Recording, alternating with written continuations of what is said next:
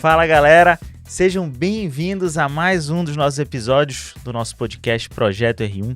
Eu, Daniel Aber, um dos hosts, estou aqui com o Joãozinho do meu lado. Tá tudo bem contigo, João?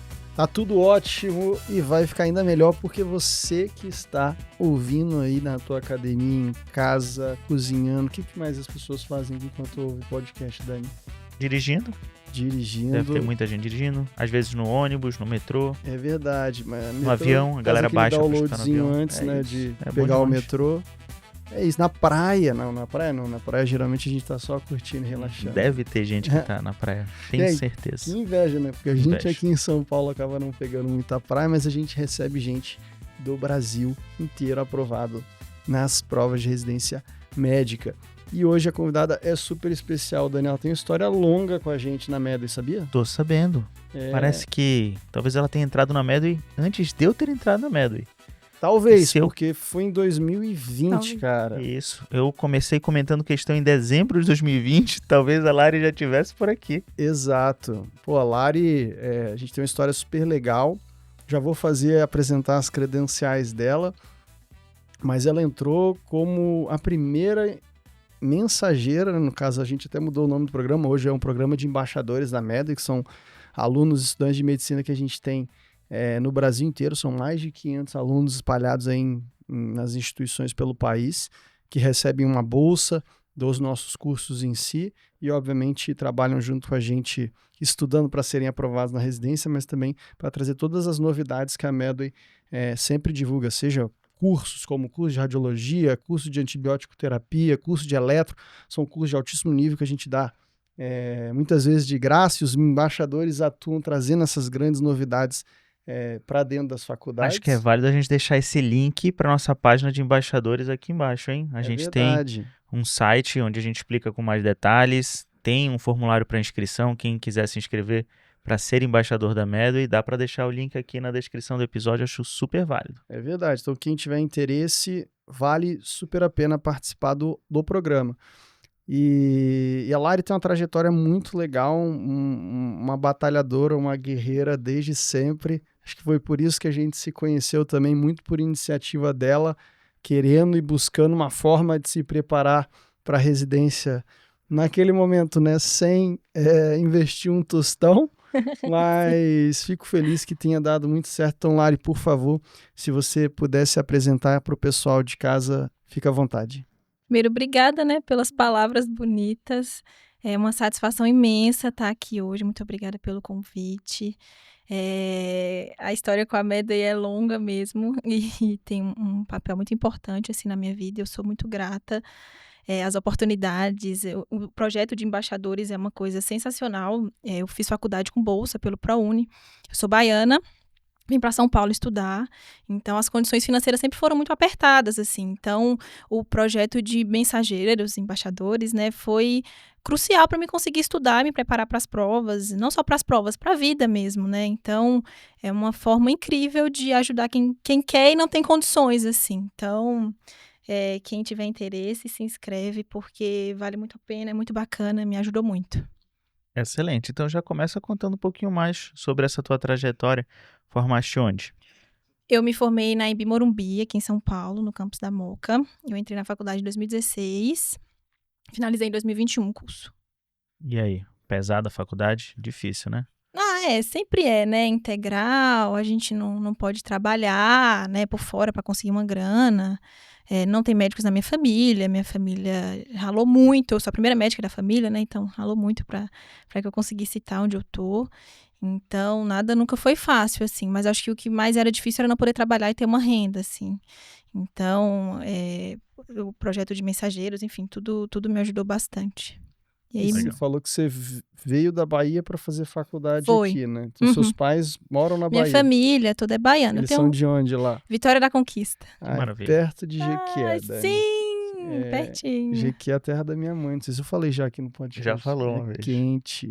Quente demais. Conquista já é mais frio. Acabei de voltar de lá. Tava de férias. Que delícia. Muito bom. Nada como estar em casa, né? Falo que acho que a gente não percebe o quanto o ambiente afeta a gente até a gente mudar de ambiente, né? Então, respirar um pouco lá em casa foi sensacional.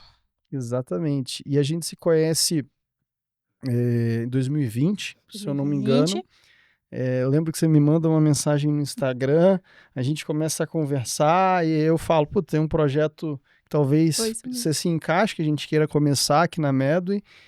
E aí você vem até o escritório, né? Hoje a gente tem uma sede que a gente tem que até te apresentar, né? A gente tem 2 andares aqui, são 4 estúdios, uma área bem grande em si, para mais de 250 funcionários que trabalham na Medway, mais de 220 médicos especialistas e subespecialistas que produzem os conteúdos para os alunos, mas naquela época não era assim. Não era assim. E eu lembro que eu estava no 5º ano, eu queria estudar para as provas, mas eu não tinha grana para pagar cursinho.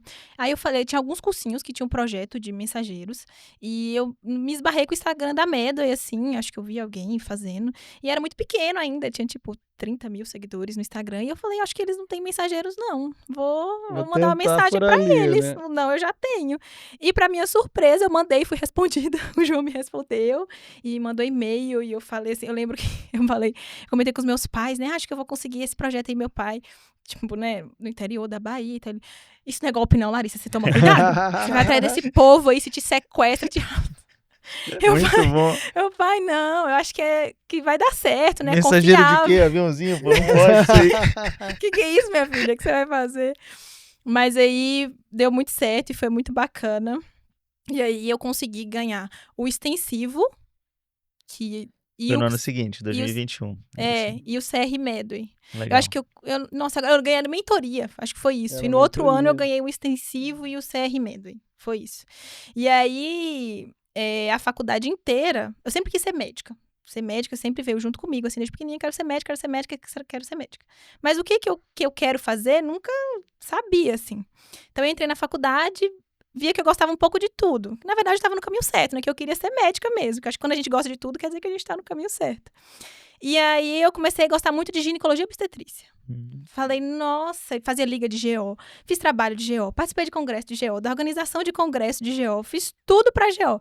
Meu currículo tem tudo de GO, presidente da liga de GO. O pessoal me via na faculdade, o pessoal da faculdade me chamava de Bahia, né?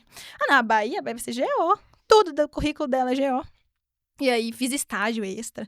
E aí, eu lembro que quando eu terminei no meio do 5º ano, o segundo estágio do 5º ano era o estágio de GO. E eu lembro que me deu uma baita crise existencial, assim. Que aí eu vi aquilo, falei, gente, isso aqui não é pra mim, não. No ambiente cirúrgico. Centro cirúrgico? Centro cirúrgico é aquele clima, assim, tenso. E eu falei assim, gente, também uns 2 gritos no pé da orelha, como o pessoal diz lá na Bahia. E fiquei assim, gente, isso aqui, sabe, não quero, não. E aí me deu uma crise que eu falei, se eu não quero GO, o que eu quero? O que eu vou fazer da minha vida, se eu fiz tudo pra GO? E eventualmente, exato, começa a subir na cabeça, pelo amor de Deus, toda a minha graduação foi dedicada a GO, imagina eu prestar a prova para outra coisa, o que será que vão pensar? E aí a gente já começa a se preocupar em outro nível e as coisas vão escalonando. A ansiedade vai, assim, absurda. E você vai vendo os colegas se, né, direcionando, e que fizeram, né, aquele colega que cirurgia, e fez tudo pra cirurgia, tá bonitinho, você fala, o que eu vou fazer agora da minha vida? E aí eu respirei fundo e falei, não, calma. Eu não quero cirurgia. Eu não quero nada clínico cirúrgico. Aí você já elimina uma leva de coisas.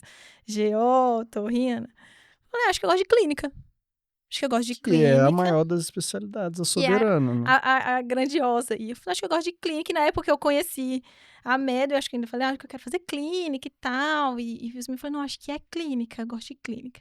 E aí eu lembro que a gente passou no estágio no 5º ano, de medicina de família. A gente teve psiquiatria no 4º, lá na faculdade, mas não teve um estágio específico de psiquiatria. E aí, uma médica de família... No estágio de medicina de família, teve uma psiquiatra que deu uma simulação de caso clínico. E era de uma paciente mania, assim, acelerada e tal. E eu sempre fui muito faladeira, gostei de falar, conversar.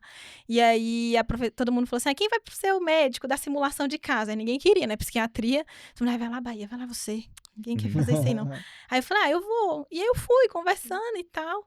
E eu lembro que no final, a professora falou assim, você tem certeza que você não quer fazer psiquiatria? Você leva jeito, assim. Tipo, com todo respeito, né, professora? Tipo assim, mas não, psiquiatria não, né? Tipo assim, você acha? Tinha um super preconceito. Fazer medicina pra cuidar de maluco? Nunca que eu vou fazer isso. E aí passou. E aquele ano, assim que eu formei, em 2021, prestei clínica médica. E aí eu era aluna da mentoria, né, aprendendo que a gente tem que mirar no lugar que a gente quer e prestar aquilo. Prestei só USP São Paulo. E não passei, assim, acho que eu fiz 68 pontos, 66, alguma coisa assim. Fiquei meio longe. Mas aí, as coisas eram muito apertadas, não passar na residência também era bom pra mim, que eu precisava juntar uma grana, precisava trabalhar pra juntar dinheiro. E aí, no último estágio da faculdade, foi no posto de saúde, lá na Zona Sul.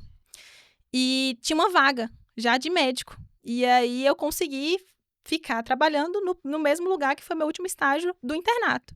Então, aí, foi muito bacana, porque os meus preceptores eram meus colegas de trabalho. Pro meu primeiro emprego, aquilo me deu uma baita segurança. E aí, comecei a trabalhar e tudo, e 2021, né? Comecei a trabalhar no posto, CLT, muito bacana, gostava de posto também, muito mais que plantão. Dei um plantão, 2, mas eu vi que era um ambiente extremamente ansiogênico, assim. E você vê que tem perfis, as pessoas têm perfis. Tem gente que tem um perfil de plantão, que gosta de... Tem gente que odeia posto, tem gente que ama, né? Cada um vai se adaptando conforme... Dani é o cara que ama posto de saúde, né, Dani? Pelo amor de Deus. Eu trabalhei 1 ano com atenção primária, né, na aeronáutica, servindo a Força Aérea Brasileira, no PASIM, Programa Assistencial Integrado do Hospital da Aeronáutica de Belém. Graças a Deus, tinha dia e hora para começar e dia e hora para acabar. Não via a hora de parar de atender. Eu me Isso, sentia assim também no pelo amor de ambulatório Deus. da Clínica Médica Geral, lá no HC. Meu Deus, cara, teve uma breve resenha, assim, teve um professor na nossa, da MED, e amigo meu de faculdade, formou lá na Federal do Espírito Santo também, que é o Felipe Lorenzo. E as aulas dele. O Lorenzo é...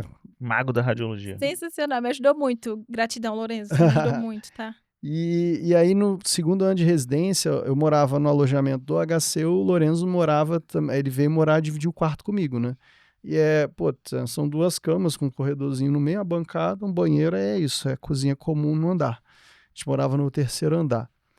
E aí o Lorenzo sabia o quanto eu odiava o ambulatório, assim. Meu ambulatório era sempre a terça-feira. E aí, segunda-feira à noite, né, a gente dormia ali no mesmo horário, tipo umas 10 e pouca, a gente apagava a luz. E aí ele sempre, durante 1 ano, toda segunda-feira, ele fazia a mesma coisa.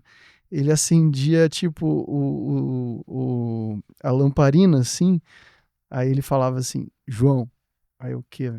Sabe o que tem amanhã? Aí ele, ACMG. Aí ele desligava e ia dormir. Cara, Eu ano, consigo toda escutar a voz dele segunda-noite. falando isso. Pelo amor de Deus. Mas é isso, né? Cada um, de fato, Gatilhos tem pra pesadelos. as suas afinidades. E aí, Lari, você citou um negócio que eu acho super bacana, porque tem muita gente mais jovem tá ouvindo a gente, às vezes tem gente que não teve a oportunidade de rodar numa psiquiatria boa, ou ainda vai rodar. E você citou essa questão, acho que um pouco da maturidade, do preconceito que você falou que você tinha com a especialidade que hoje você está trabalhando e fazendo a residência. E eu acho que, assim, de certa forma, quando eu estava dentro da faculdade, eu me via também com... Não tinha a mesma cabeça que eu tinha hoje com relação às experiências dentro desse âmbito da psiquiatria, né? Então, a que você acha que se deve, assim, a esse preconceito, assim, essa preconcepção que você tinha acerca da especialidade naquele momento? Eu acho que a gente vem de uma estrutura dentro da medicina e fora, mas da sociedade mesmo, de muita psicofobia, né? A gente vai colocando o louco muito nesse lugar de, né, às vezes de místico, de Deus me livre. A gente tá falando, ouvindo vozes, credo, Deus me livre.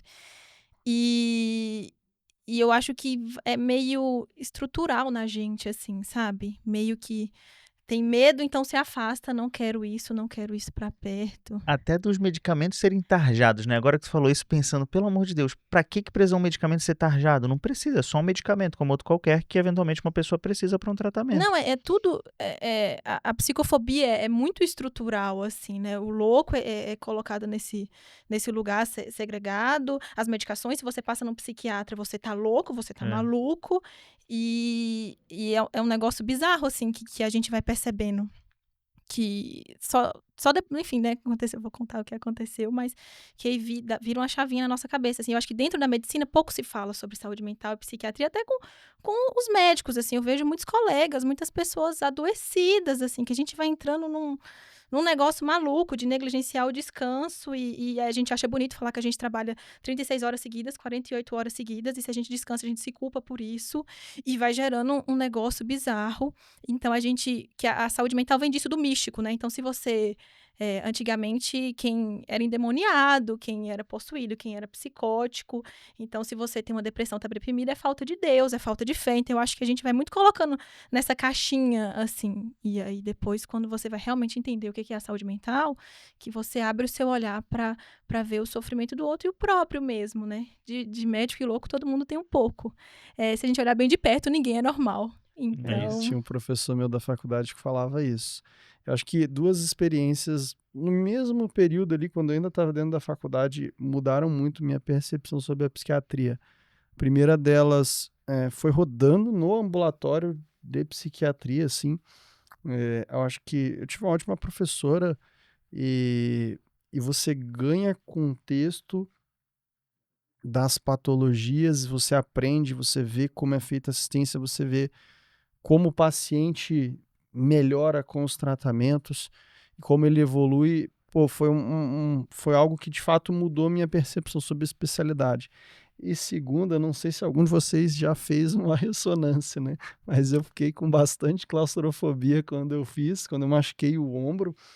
E aí, tipo assim, eu lembro que na época foi assim, acho que tava no 9º período, machuquei jogando vôlei. E eu entrei no exame e aí eles te dão aquela bolinha, né, pra você apertar se você estivesse sentindo sintomas de claustrofobia, incômodo e tal. E aí eu comecei a sentir, assim, no momento que eu entrei na máquina, comecei a sentir muito, assim, muito, como eu nunca senti na minha vida, não conseguia controlar ataque cardíaco, ataque pineico. E aí eu falei, não vou apertar essa bolinha porque vão achar que eu sou doido. Mas eu não conseguia controlar. E depois que eu saí do exame, né, demorou quase 2 horas o exame, que eu não parava de tremer, eu fiquei com a percepção assim, cara, será que as pessoas, algumas delas que possuem determinados transtornos mentais, elas passam justamente pelo que eu passei, elas não conseguem, não conseguem controlar. E aí, obviamente, tem suas razões, seus motivos, tem toda uma fisiopatologia por trás, tem como, de fato, procurar ajuda, procurar tratamento, mas esse ponto de eu não ter conseguido controlar algo que, pô, sabia que o exame era uma máquina normal, nada ia acontecer e mesmo assim eu não tinha domínio ali sobre o meu organismo, foi algo que me chamou muita atenção. Não é frescura, né? É real. Exato. Você se sente real. E olha como você falou isso, você perguntou das pessoas. Você ficou com medo de acharem que você é louco. A gente tem esse rótulo assim, meu Deus, né? Sendo que a loucura é muito subjetiva. Todo mundo que faz algo à frente do seu tempo é considerado louco. Muitas pessoas geniais foram chamadas de louco, né? E aí, se a gente falar da loucura aqui, ó, vai que vai que vai. É bom um pouquinho de loucura pra mente se manter sã. Não é o que diz. É isso. Eu nunca tive muito problema com relação a isso, não, de preconceito em relação à psiquiatria, sabe? Eu sempre gostei muito da área. Não faria psiquiatria, por conta de ser uma especialidade muito mais ambulatorial. Mas como eu te falei, eu estava comentando com a Lari antes da gente começar aqui o podcast, eu tive uma professora brilhante que fazia consultas assim completamente fora da caixinha. A gente escutava ela conversando com os pacientes e falava, como que ela está falando isso para um paciente? E ela sabia muito bem o que ela estava fazendo, tanto que ela saiu do Brasil, foi fazer várias coisas fora, já ganhou prêmio. Bizarro, muito boa mesmo. Mas eu não faria psiquiatria por ser 100% ambulatorial. Gosto demais. Cirurgião, né, Dan? Exatamente. Cirurgião, procedimentos. E eu fui percebendo isso, que eu não gostava de procedimentos. Me dava, né, quem gosta mesmo de procedimentos sente, assim, energia de viver naquilo. E eu ficava ansiosa. Meu Deus do céu, se morresse, eu sou péssimo. Aquilo pra mim era mais ansiogênico do que terapêutico. A primeira coisa é se lembrar que o sangue não é seu. Sabia dessa? Não? Não. É de um livro. É de um livro chamado Top Knife. Um livro excelente que ele narra cirurgias do trauma. É como se fosse uma narrativa mesmo, uma narração para ensinar cirurgia do trauma, do Mattox. Top Knife. Ele era traduzido para o Brasil, mas há muito tempo não tem tradução. É muito difícil de encontrar esse livro, inclusive, para vender. Eu tenho o PDF. Se alguém quiser, pode mandar mensagem que a gente desenrola isso aí. É muito bom. Não vende mais. E aí, a primeira coisa que ele começa o livro falando é isso. Tipo, quando você tá numa cirurgia de trauma, a primeira coisa que você tem que lembrar é que o sangue não é seu. É meio impessoal, né, de falar isso, mas se você se lembra que o sangue não é seu, você vai estar apto a oferecer o melhor para o paciente. Porque você vai conseguir entregar o que precisa ser entregue do quesito de técnica, do quesito de abordagem. É bem bonito Faz sentido. de fazer essa reflexão. Fiquei curioso agora, tipo, é algo que passa na cabeça, assim, de alguém com menos experiência ou tá ali, tipo, no R1, R2 de cirurgia, ganhando essa mão ali, essa preocupação numa cirurgia de trauma? Cara, com certeza. Porque trauma é muito forte, né? Ah, sim. Trauma talvez seja a emergência cirúrgica que muda o jogo para o paciente. Se a gente faz as coisas certinho, desde a sala de emergência até o ato operatório, tendo as melhores indicações em cirurgia de controle de danos e tudo mais. Então você tem um pouquinho de ansiedade, é ansiogênico. Claro. Mas não só trauma, tá? Eu lembro até hoje de uma grande amiga minha, hoje uma brilhante cirurgiã do aparelho digestivo, a Gabi. Antes dela entrar na primeira cirurgia dela, ela veio sentar comigo e falar: Daniel, tô desesperado, não sei como que eu vou fazer. Era uma gastrostomia. Hoje é brilhante, cirurgiã do aparelho digestivo. E é isso, a gente só tem que realmente respirar fundo, procurar conversar com as pessoas mais experientes, entender o que elas enfrentaram quando estavam passando por aquilo, né? Para vencer esses medos, vencer essas travas que a gente tem. É muito legal mesmo. Mas isso é importante, conversar é importante. E só para a galera de casa também ter essa percepção, né? Obviamente, tudo isso que aconteceu, nada você tinha como planejamento do seu ano. Seu ano era: vou prestar prova de residência, vou trabalhar aqui no posto. Como é que você estava pensando em 2022? Eu tava me estruturando para trabalhar e juntar uma grana. Mas aí foi bem na virada do ano, que eu acho que talvez quando eu ia começar a pensar em fazer alguma coisa... Foi o teu primeiro ano de formada, né? Foi primeiros meses de formada, minha mãe adoeceu, e começo do ano seguinte, meu pai adoeceu. Então, acho que não deu nem tempo eu pensar o que eu ia fazer, sabe? Tipo, claro. Uma coisa em cima da outra, uma coisa né? em cima da outra. E aí, a partir do momento que as coisas começam a voltar ali para uma normalidade, que você volta para São Paulo, retoma o trabalho em si, como é que foi essa sequência? Porque também tem aquilo, né, do tipo, você para pensar, tá, agora qual que é a especialidade que eu quero de fato exercer? O que eu quero. E como eu vou me preparar no tempo que eu tenho, né? Porque às vezes fica na nossa cabeça, putz, mas eu já tô atrás porque eu já tô há tantos meses que eu não pego no livro, nas questões para poder estudar. Aí eu voltei, e aí eu me vi como provedora da casa, porque meu pai não podia mais trabalhar.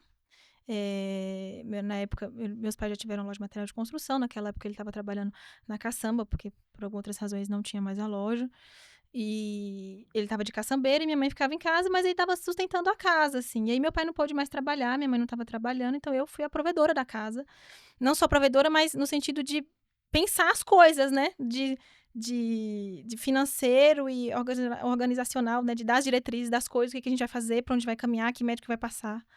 E foi muito difícil, assim. E aí eu voltei para São Paulo, e a Eura, mais uma vez, foi um anjo, assim, de Deus na minha vida. E ela: não, vamos trabalhar. E até eu fiquei em dúvida, tipo, eu podia ir pra Bahia. Eu podia largar tudo e ir pra Bahia pra cuidar da minha família lá. E meus pais: não, fica lá. Lá é muito melhor pra você. Você não vai voltar por causa da gente, não. Você vai ficar aí. E é muito melhor. Se você quiser fazer uma residência, aí tem lugares melhores, você vai ficar aí. Você não vai voltar. Aqui a gente segura. E meu irmão ficou lá também com eles. Não, aqui a gente segura. E aí eu voltei a trabalhar. Né, respirei fundo um pouco, e a Eura lá comigo: não, vamos, bora, e me puxando pra cima, e os meninos dos meus colegas de trabalho também: não, bora que a gente leva. E quando eu voltei, algo aconteceu, assim. Eu percebi que eu olhava os pacientes psiquiátricos de um jeito diferente. O olhar que eu tinha era outro.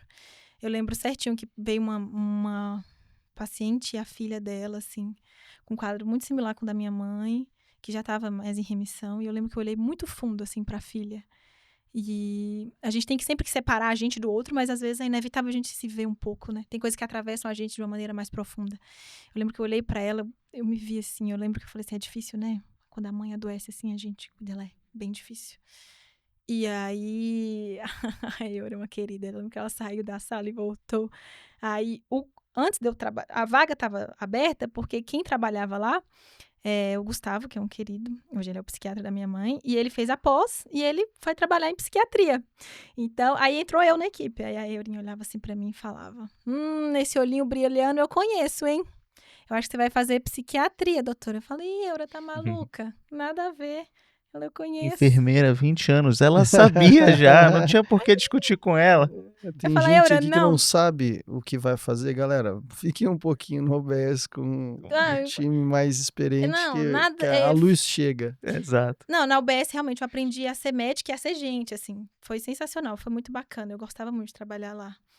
Fiz trabalhos muito legais. E aí vinha um paciente, outra começava a vir as gestantes do pré-natal. Teve ideação suicida, pensamentos, né?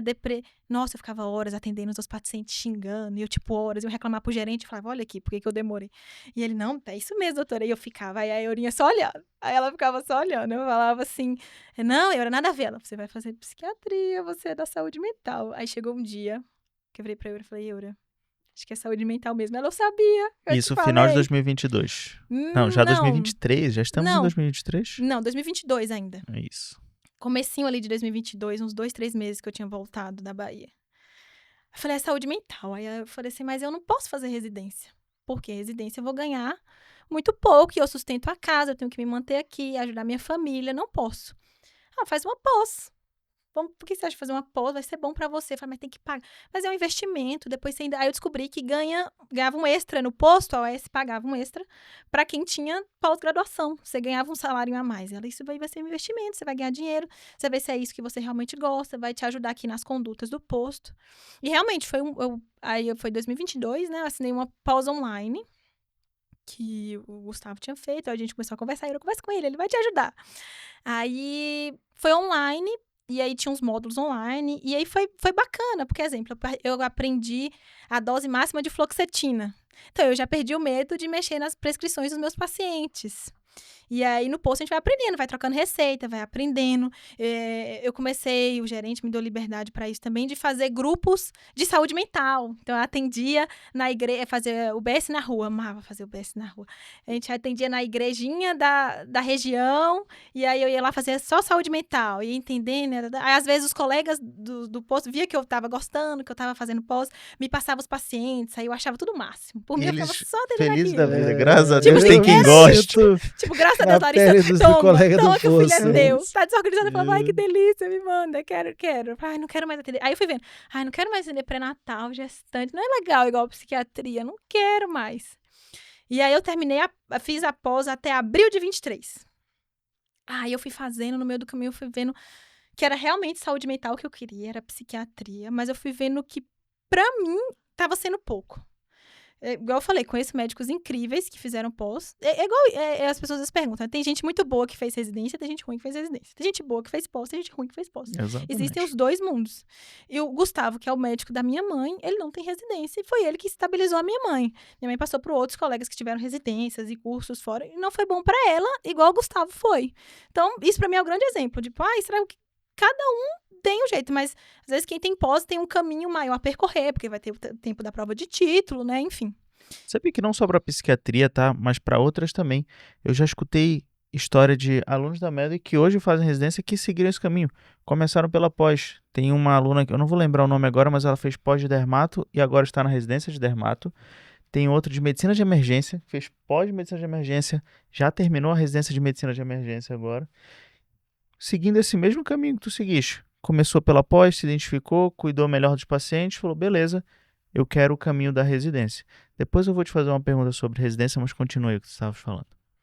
Você ia perguntar também? Não, eu ia fazer essa adição, né? Porque nos bastidores aqui a gente estava justamente conversando. Putz, e aí, foi bom ou não foi? Qual foi o intuito? E aí você me abriu uma perspectiva que eu não tinha. Falou, João, como eu estava me aprofundando cada vez mais nesse mundo da psiquiatria, foi algo que me permitiu trazer uma clareza se de fato eu gostava mais daquilo ou não. Então, te impulsionou a você entrar cada vez mais nesse mundo. Falou, putz, é disso que eu gosto. E você também teve ali no seu entendimento, falou, putz, eu quero uma outra experiência, uma experiência mais aprofundada, que é o caminho que foi o caminho da residência, que a gente ainda vai chegar lá. Foi isso, né? Então aí, comecinho de 2023, Lari quer ser psiquiatra, vou estudar. Eu vi que a pós ia acabar em abril, mas eu já estava vendo ali que era realmente esse caminho. E a pós foi importante nisso também, porque como eu era o sustentáculo financeiro vai da casa, não podia me dar a chance de fazer uma residência que eu não ia gostar. Porque aí o que eu ia fazer com o dinheiro, né?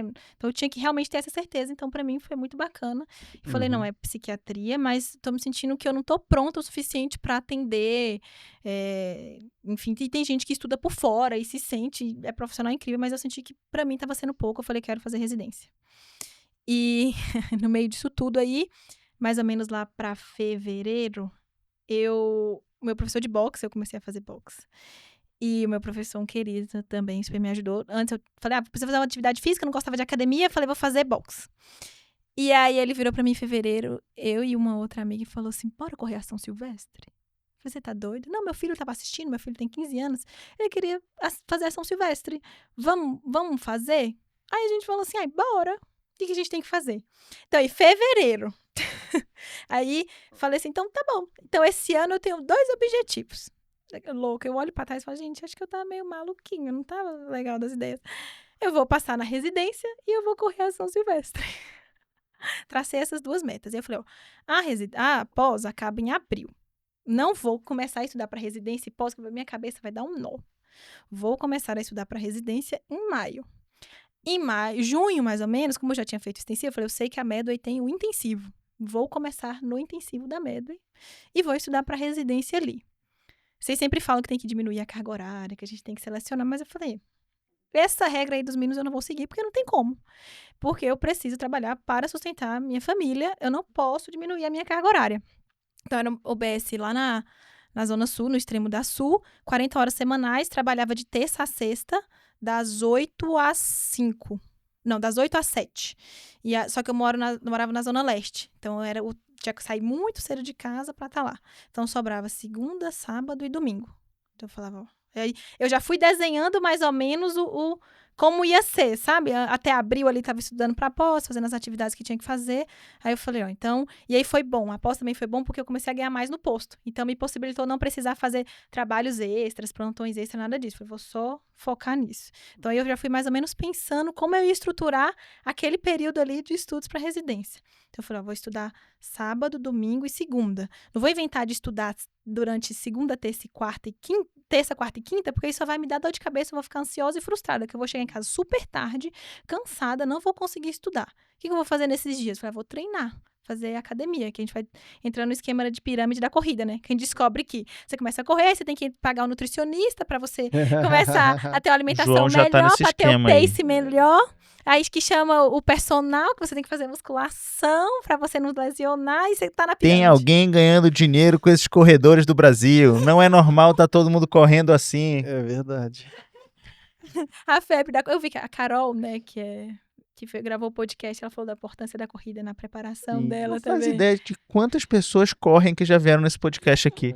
Deve ter algum fator, se a gente for pesquisar, Joãozinho. Relacionar com a aprovação. Exatamente. Não, mas eu tava refletindo sobre isso, né? Será que a atividade física, que é muito bacana pra saúde mental, mas eu falei, será que é toda a potência que tem ter um hobby ou começar um hobby novo no meio da preparação? Que a gente fica tão bitolado, às vezes, eu tenho só que estudar e todo o tempo que eu não fizer outra coisa, vai ser inútil e não vai prestar pra nada, né? Então, às vezes, um hobby, fazer uma outra atividade fora, traz isso pra gente, né? A gente percebe que a gente tá vivendo, tá fazendo outras coisas, não é um ano perdido.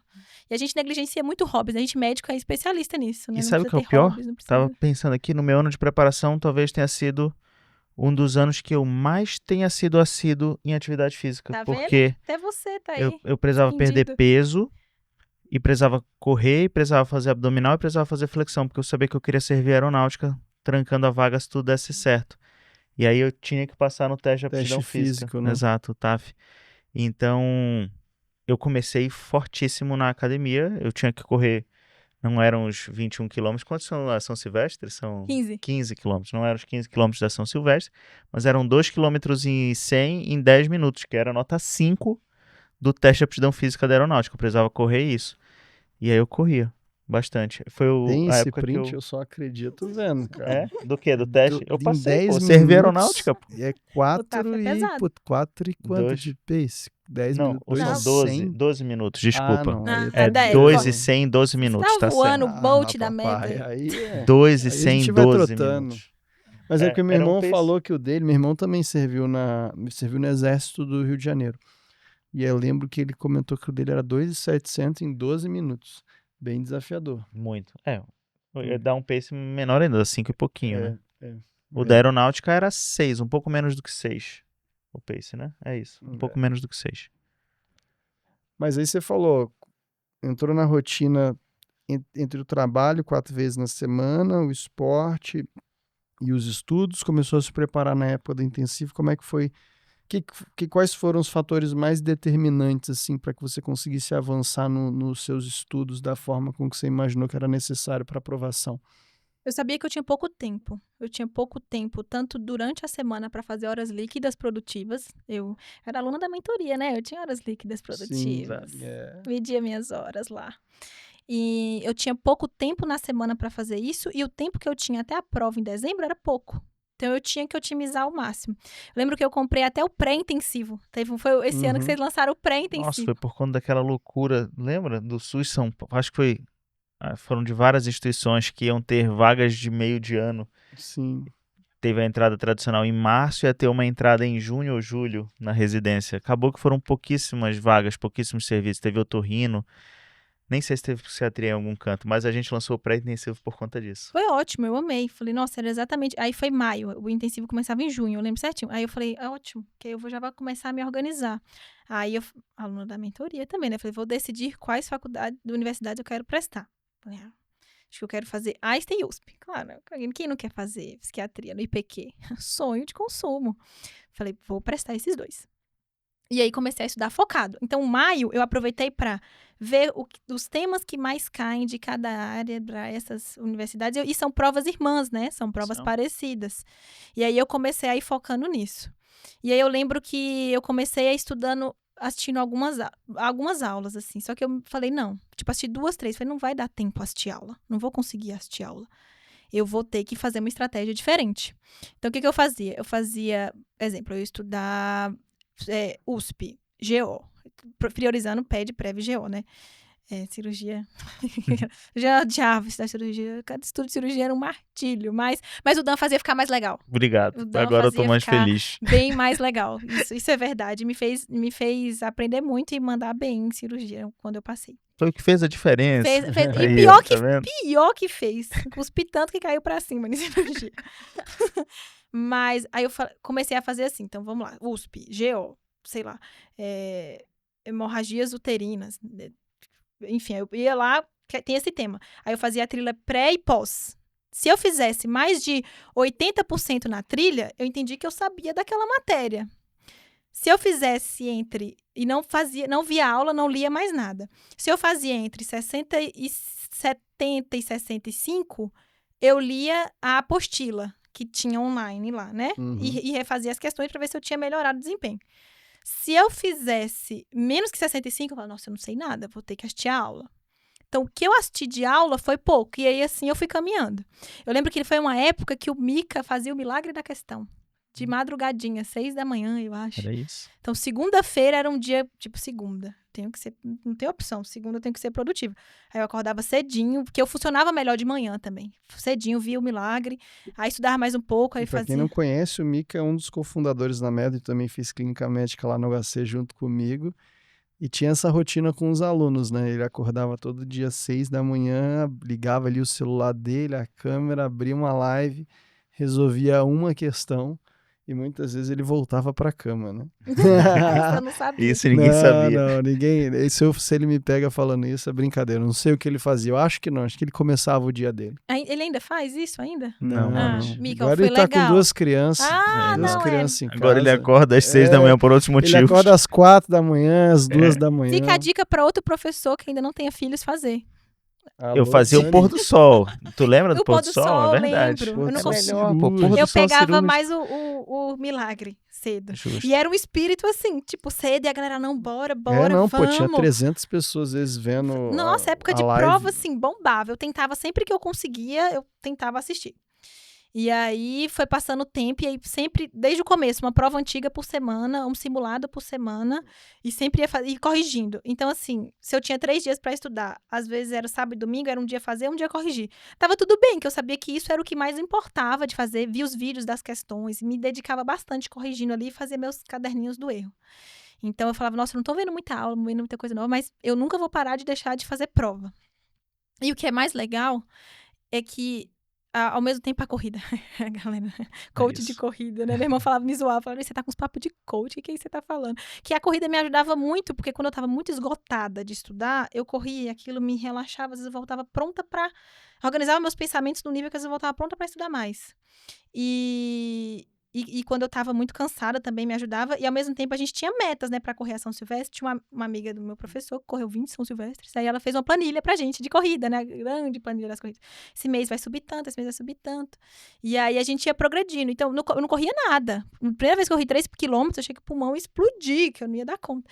Aí quando você consegue, você fala, nossa, eu consigo. Aí aquela analogia que acho que todo mundo que corre pra esta prova faz, né? Se eu consigo correr mais 1 quilômetro quando eu achava que não conseguia, eu consigo fazer mais uma questão, eu consigo... Acho que, às vezes, o grande quê da corrida é isso, que você vai te mostrando que você consegue. Mas aí as pessoas vão pensar, né, tem que correr pra me passar na prova. Não, às vezes você tem um hobby novo, alguma atividade nova, atividade física. Porque a atividade física é muito potente, né, pra saúde mental e pra te ajudar. Mas, às vezes, sei lá, você começa um curso de cerâmica, de fazer uma coisa que você não fazia antes. Eu tenho um amigo que fez aula de sushi, tá? Sushi, jardinagem. Ele aprendeu a fazer sushi. Eu achei que você Passou fosse em falar neurocirurgia. que fez o curso de cerâmica. Não, foi acredito, sushi mesmo. cara. Ele, inclusive, tem episódio mais antigo com ele aqui no podcast. Talvez ele fale sobre isso. É o Vitor Nagai, que fez neurocirurgia no HC. Se vocês quiserem escutar, quem se interessar por neurocirurgia, tem um episódio com ele aqui. Da Ele deve hora. ter falado do sushi. Da hora. Então, às vezes, é isso. Eu acho que, às vezes, fazer uma coisa nova também é potente, sabe? Porque te mostra que, às vezes, aquela sensação, né? É um ano perdido, é um ano que não serviu pra nada. O que eu tô fazendo? Não, você vai acrescentando. Mas a corrida, cada quilômetro que aumentava, ia indo isso. E aí, era muito... Não tem 15 quilômetros na planilha. O maratonista não faz os 42 quilômetros no treino, só faz no dia. Então, essa analogia pra mim foi muito importante. Vocês me perguntarem, eu sabia que eu tinha que fazer 70, 75 pra mais pra passar. Quantas vezes, em quantos simulados e quantas provas eu fiz essa nota? Pouquíssimas. Acho que eu fiz 70 e poucos, 2, 3 simulados. Mas eu falava, é o dia. O que importa é o dia. Eu não deixava me abater. Então, assim, não, é o dia que importa. E ao mesmo tempo eu sabia que às vezes tem gente que faz 80 e a hora leva uma lapada tão grande que não conseguia se reerguer. Então eu falava, não, é o dia que importa. Se eu errei, agora é hora de errar. Eu lembro que os meninos falavam isso, ficava na minha cabeça, agora é hora de errar. Então se eu errei, eu vou aprender com o meu erro. O que importa é o dia da prova, o que importa é o dia da prova. E não desistia e ia fazendo e continuava seguindo. E aí foi chegando próximo da época das provas. Eu lembro que outra coisa que me ajudou muito foram os aulões. Da média, que não sei se vocês fazem ainda, né? Por favor, fazem. Sim, pra A cima. gente faz pra cada cima, vez mais, pra cima. Sensacional. Foi, assim, importantíssimo. Esse ano a gente tem revisões de véspera de 32 instituições do Brasil Brasilzão todo. Sensacional. Fora. Gente, Tudo ó, você pensou em residência médica, padrão ouro e gratuita, né? A Que gente ainda orgulho. libera. Tem o intensivo, tem as 32 instituições do Brasil, as principais, mas também tem as revisões gratuitas que a gente libera para todo mundo assistir ali na semana que antecede a prova. às vezes a gente fica, né? Eu não tô com a matéria em dia. Como que eu vou pra esse negócio se eu não tô sabendo? Você acha que todo mundo... Às vezes a gente é muito da síndrome do impostor, né? Todo mundo que tá lá sabe tudo e eu não sei nada. Não, pega e vai. Pra mim foi fundamental. Outra coisa que eu também fui... que rompi ali do aluno da mentoria, não fiz igual os meninos falaram, que ele vai chegando perto, né? A gente fala, e se eu fizer mais prova, né? Vai que não dá? Se eu prestar mais alguma... Então, eu USP e Einstein. Aí eu prestei USP, Einstein, escola. O IANSP, SUS e SUSinho. Falei, meu Deus, se os meninos me perguntavam, eu ficava até com vergonha de falar. SUS e SUSinho foi mais tipo, todo mundo faz, vou fazer também. Mas os aulões foram fundamentais, os pra cima, que é uma energia muito massa. E cada aula presencial lá com a gente. Presencial. E Legal. cada aulão pra cima, você ia aprendendo uma coisa nova, uma coisa diferente. Ou ia revisando alguma coisa. E o mais incrível é que parece que na prova que eu passei, que foi a prova do SUS, caiu várias coisas que eu vi em aulões. Então, para mim, foi fundamental. Então, eu priorizava nos meus estudos PED, PREV, GO. Mas chegou uma hora que cirurgia, eu fracasso. Vou ter que estudar, né? Vou ter que aprender. Aí, quando a gente vai aprendendo, a gente vai gostando e vai vendo. Mas os pra cima, pra mim, eu fui em todos. Fui em todos presencial, de todas que eu prestei. Mesmo... Ah, tá. Isso que eu ia te perguntar. Todas que eu prestei. Justo. Todas as que eu não prestei, eu falei, não, aí já é demais, eu não vou dar conta. E aí, eu lembro, Dan, que teve o aulão da escola. Você falou de uma coisa que ficou muito gravada no meu coração. Acho que é isso, vocês não têm dimensão, às vezes, das coisas que falam que atravessa a gente, né? E o Dan falou assim, fiquem tranquilos, eu sei que vocês estão muito nervosos, mas se for o dia que Deus escolheu pra vocês, se for a prova de vocês, vai ser. Nossa! Aquilo assim, Deus falou comigo, sabe? Falei, é isso. É isso. A realidade é que eu falo com o coração isso, porque foi o que eu senti nos dias que eu tava fazendo prova. Eu ia encarar cada prova sabendo que se fosse pra ser aquela ali, ia ser. E eventualmente foi o que precisava acontecer. E aí, minha maratona começou com Einstein. Foi um ano difícil. Parece que é isso, né? Parece que todo ano, tá mais difícil. Esse ano foi mais difícil, né? E, nossa, aí eu lembro que teve muita gente que tava mandando muito bem. Aí era isso, tinha a prova, a live de correção da prova. Não sei se vocês fazem isso ainda, eu assistia. A gente faz. Você chega ali na ansiedade pra ver. Eu via a live de correção, às vezes, na hora que eu chegava. E corrigia a prova, mas era isso, ao mesmo tempo eu falava, não, eu vou prestar mais 5, essa é só a primeira. Eu lembro que eu fiz 60 e pouco no Einstein, eu falei, não tá tão ruim, que eu fui vendo que o pessoal falou, não, tem chão ainda, tipo assim, a planilha da corrida ainda não chegou no 15 ainda, bora que bora. E aí, aprendia com erro, fazia questão de corrigir e ver aquilo que eu tinha errado, e aí chegava a próxima prova. Acho que eu não lembro qual foi a próxima, acho que a próxima foi USP, que era a que eu mais queria. E a que eu mais tinha estudado, assim, fui no aulão. Eu lembro que o Dan Zaidan falou várias coisas que caíram, assim, Dan, gratidão. Ultrassom, foi o ano do pó roxo. Foi o ano do ultrassom. Nossa, Lorenzo, pelo amor de Deus. Lorenzo, ó, também aqui, viu? Várias coisas que eu assisti lá do de rádio, né, que tem. Sim. Que era isso, às vezes eu pegava algumas coisas do de cirurgia, tipo, eu odeio, chato, mas vou ter que ver, porque isso aqui vai cair. Ou do de rádio, que eu não entendia muito, né? Às vezes, dentro de mim eu ficava, Deus, eu vou ser psiquiatra, eu tenho que saber. Tem, Larissa, você tem que ser psiquiatra, você tem que passar por isso. Aí via e assisti, foi muito bacana. Mas o Dan falou assim, não sei se foi na do SUS que caiu um negócio de derivação, hidrocefalia, algum negócio. Nossa, ele falou tudo no aulão. Então, assim, no pra cima que foi fundamental, assim, pra mim. E aí, veio a próxima prova da USP. Mandei bem, eu lembro que foi 120 questões. Eu acho que eu fiz 90 e alguma coisa. Eu sei que eu fiquei, tipo, 3, 4 do corte. Deu uma dúvida, assim, em mim, né?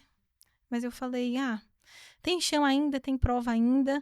Mas, ao mesmo tempo, eu fiquei muito feliz. Falei, nossa, mandei muito bem. Não imaginava que eu fosse mandar tão bem a prova da USP. E se você parar pra pensar, né? Olha quem tá ouvindo em casa, né?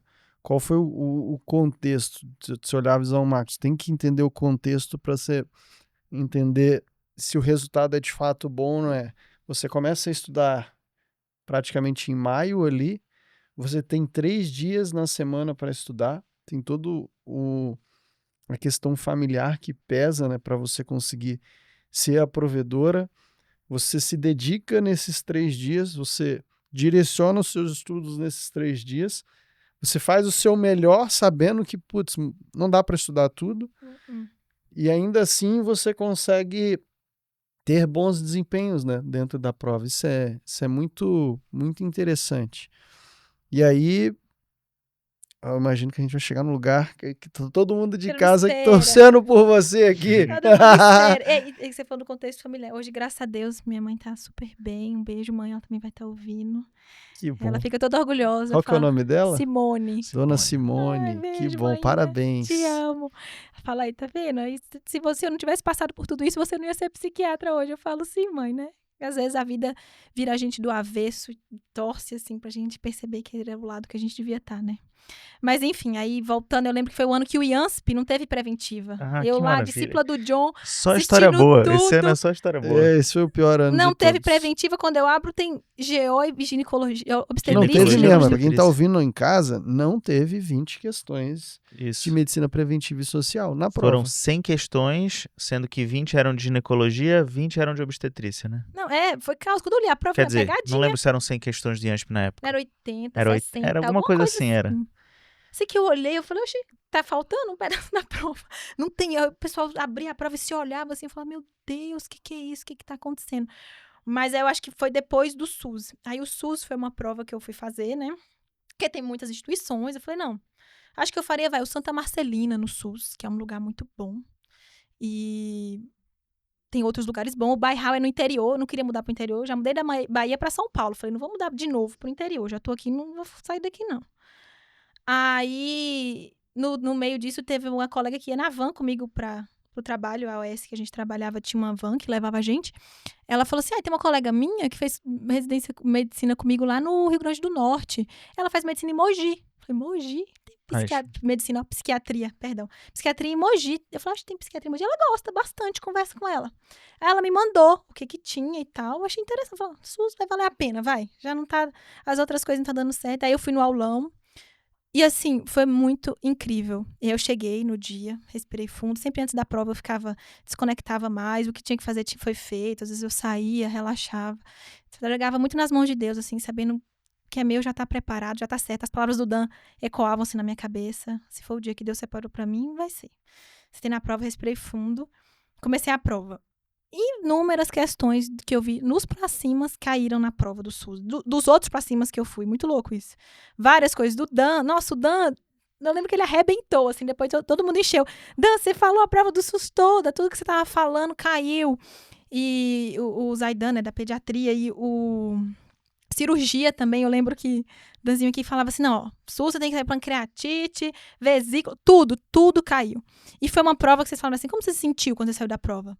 Tipo, fiz. Como você foi? Não sei. Foi uma prova que eu saí 100% confiante. Outras que eu fui pior, falei, não, arrebentei. E eu saí, tipo, não sei. Não sei o que vai acontecer, mas eu dei o meu melhor. Li as questões. Eu lembro que quando eu saí da prova, eu liguei o celular, a primeira coisa que eu abri, tinha uma mensagem da Eurinha, do posto, a minha amiga. Ela já sabia. Ele falou, olha, você já passou no SUS São Paulo. Você porque ela sabe que ela de me tudo. mandou mensagem? A primeira mensagem do celular era da Eura. Ela falando assim, hoje foi o seu dia. Tô falando, cara, essas Eu me emociono enfermeiras de sabem de lembrar. tudo. Eura é Não uma tem querida. como. Beijo, amiga, beijo.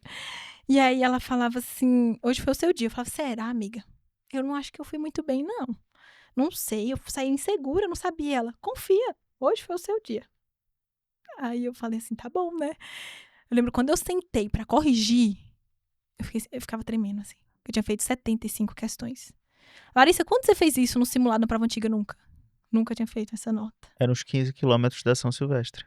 Era os 15 quilômetros da São Silvestre. Que ainda não tinha rolado, Que ainda né? não tinha rolado. São Silvestre era dia 31 de dezembro. E eu fiquei assim, Deus do céu, eu acho que eu tenho chances. Eu acho que talvez realmente tenha sido isso. Eu lembro que eu mandei pra minha família, pra Eura, pra todo mundo. Eu falei, gente, eu acho que vai dar. Aí vem toda aquela ansiedade, né? De esperar o resultado e a lista. Mas ainda tinha prova. Aí o IANSP foi depois. Teve outras provas que foram depois ainda. Mas eu já fui mais tranquila pra prestar a prova. As outras provas, né? E aí veio toda aquela ansiedade de esperar a lista rodar. E o que vai fazer, que posição vai ficar. Eu lembro que em janeiro saiu a lista.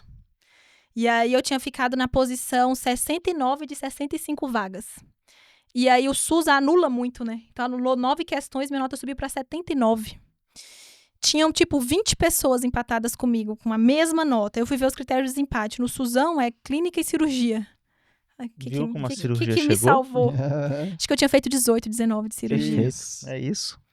E aí me botou lá em cima e eu fiquei bem posicionada. Só que aí começa aquilo do grupo do WhatsApp da galera lá e vai montando, né, a lista. E aí vai falando assim, não, fulano passou em tal. Aí já começa. Aí você vai contando, você vai sabendo se dá ou não. E vai aquela tabelinha de Excel e vai vendo, não, fulano passou nesse lugar, nesse. Aí você vai vendo se vai dando ou não pra você. Aí minha primeira opção era o Santa Marcelina.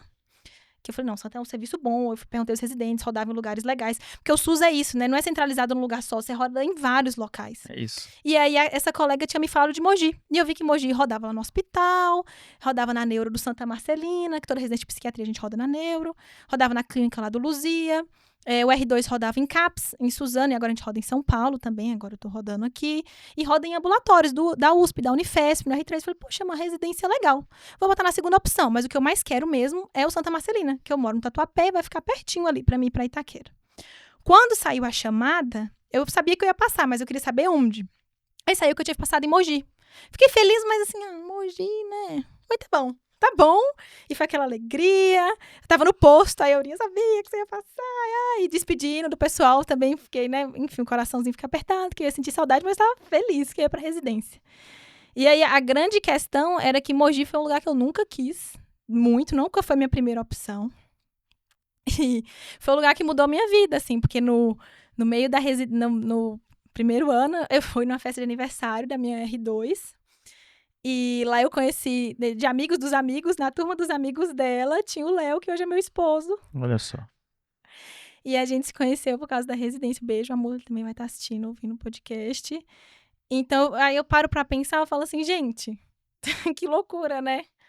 Nunca quis psiquiatria, nunca quis Mogi, mas era o lugar que Deus tinha pra mim. Então, se eu não fosse pra lá, eu não teria conhecido meu marido, não teria... Então, assim, às vezes a vida tem Deus tem um jeito muito singular de conduzir a gente pro caminho que a gente tem que ir, né? Então, quando é pra ser, é assim. A gente tem que confiar, dar o nosso melhor que, cara, escutando tua história, Lari, dentro das condições de tudo que tu passaste, pelo amor de Deus, exigiu muita dedicação. Parabéns de verdade por isso. Tenho certeza absoluta que vai inspirar muita gente que está escutando, porque faz a diferença a gente saber que teve gente que passou por muitas vezes essas coisas que a gente não controla, que infelizmente a gente acaba passando, e tá ali. Deu certo, te encontraste, e hoje tu estás... Cara, dá pra ver no teu rosto, tá feliz demais ali. Muito. Então acho que essa pergunta fica até redundante, né? Porque eu queria perguntar era isso. Tipo, tu fizeste pós-graduação de psiquiatria, começou a gostar de psiquiatria, fizeste pós-graduação de psiquiatria, agora tá no R2 da residência dessa especialidade que tu gostaste tanto que tu vieste a te apaixonar. Residência vale a pena? Vale muito. Falo que eu não escolhi psiquiatria, né? Eu fui escolhida, ela que me puxou, assim, e vale muito a pena. Óbvio, né? Tem a questão do dinheiro, da remuneração, e foi uma coisa que pesou também, né? Conversando com a minha família, eu falei, gente, eu decidi que eu vou fazer residência, mas e agora? E o dinheiro? Falei, Deus vai prover, tem um dinheirinho aí que dá até o primeiro ano. E aí agora, graças a Deus, minha mãe tá super bem, tá trabalhando. Nossa, passou por um processo, assim, muito difícil, mas agora se encontrou nela mesma, assim. Tá na melhor fase dela e trabalha. E meu pai também, já se meu irmão trabalha. Então as coisas vão se encaminhando, né? E eu tinha Que muito legal. isso. Se for pra ser, se Deus separou, Deus vai prover e as coisas vão se encaminhar. E pra gente finalizando, né? Que eu acho que a gente já tá alongando muito. Eu tenho uma história muito legal com o podcast. No começo, o João falou que as pessoas ouvem podcast na academia. Eu ouvia na academia, enquanto eu treinava. Durante a semana que eu não corria e não estudava, eu fazia musculação. E aí, eu ouvi um podcast, eu fui procurar os podcasts de psiquiatria, que eu tinha feito após, mas eu queria saber como que era a residência, no que rodava, como que fazia. E aí, eu achei um podcast do Pedro Lorenzetti, em 2022, que ele foi residente na Unicamp. E ele falou como era a residência, se ele estava gostando ou não, como que foi as coisas. E eu achei muito legal. E aí, no ano passado, lá no Luzia, teve um paciente internado que era paciente particular do Pedro. E aí, a minha chefe falou, não, vamos ter que entrar em contato com o psiquiatra dele para discutir. Eu falei, eu vou querer entrar em contato. Legal. Hoje, o Pedro tá arrebentando aí. Acho que ele é chefe do ambulatório das psicoses do HC, da escola. Olha, que ele tem um melhor cargo lá ainda. muito bacana. É Ele isso. sensacional, ele tá voando, assim. E eu lembro que a gente discutiu o caso, sensacional, aprendi muito. E no final eu falei assim, Pedro, você já gravou um podcast pra mim? Uma vez ele, já! Eu gravei mesmo. Eu falei, eu ouvi. E me ajudou muito. Ele, Lari, que legal. Que legal. Tô muito feliz poder compartilhar um pouco da minha história aqui hoje, o podcast que foi importante na minha vida, enfim. E poder compartilhar muito do que eu passei, que às vezes a gente passa por algumas coisas, a gente acha que só a gente passa por aquilo e que não vai dar certo, e a gente acha que a vida tem que ser uma receita de bolo, né? Eu tenho que passar terminar a faculdade, fazer 2 anos de cursinho no internato e passar na residência, né? Mas às vezes nem sempre o que a gente quer, nem sempre o que a gente mais quer é o que é melhor pra gente, é o que a gente precisa, né? É isso. É isso. Bom, eu só tenho a agradecer por esse papo, Lari. Por você ter aberto o seu coração, é sempre muito rico quando a gente consegue trazer e mostrar a verdade por trás das jornadas e por trás das histórias. E o que eu vejo e vi aqui hoje, sempre vi em você, foi muita força, dedicação, superação. Tenho certeza que seus pais estão ouvindo aqui, super orgulhosos, seu irmão, seu esposo. E é isso, parabéns. Obrigada. Muito em breve aí, daqui a um aninho e pouco, Um ano né? e pouco, né? A gente vai ter uma psiquiatra formada, muito bem formada, e quem sabe vai comparecer aqui no Finalmente Residente para comentar um pouquinho mais de como é a residência de psiquiatria hoje em mais detalhes, né? Hoje não era o intuito do episódio, mas só agradecer, Lari, por você ter aberto seu coração aqui. Com certeza já tem gente que vai querer fazer psiquiatria lá só com essas poucas palavras que tu falaste. É verdade. Não Quem tenho quiser dúvida. saber mais, qual que é o teu arroba, Lari? É @Larissa dos Anjos G. Pode mandar uma mensagem, posso demorar às vezes um pouquinho, mas vai ser um prazer compartilhar. Eu acho que isso é muito importante. Eu lembro que vocês sempre orientavam isso pra gente, que o residente que conhece muito o serviço, então eu sempre procurava os residentes para conversar, então quem quiser saber mais informações, como funciona do serviço, estou super aberta, vai ser um prazer compartilhar um pouquinho sobre como funciona. Posso demorar um pouquinho, mas vou responder todo mundo. Justo. É isso, galera. Quem curtiu o episódio de hoje, não esquece, viu no YouTube, dá uma curtida aqui, se inscreve no canal, viu no Spotify, já segue os nossos podcasts e também segue a gente lá no nosso Instagram, @João da Medo, e hoje eu não vou me arriscar. Justo. @DanielAber.Medo. DanielAber.medo. É fácil. Valeu, galera. Até a próxima. Tchau, tchau.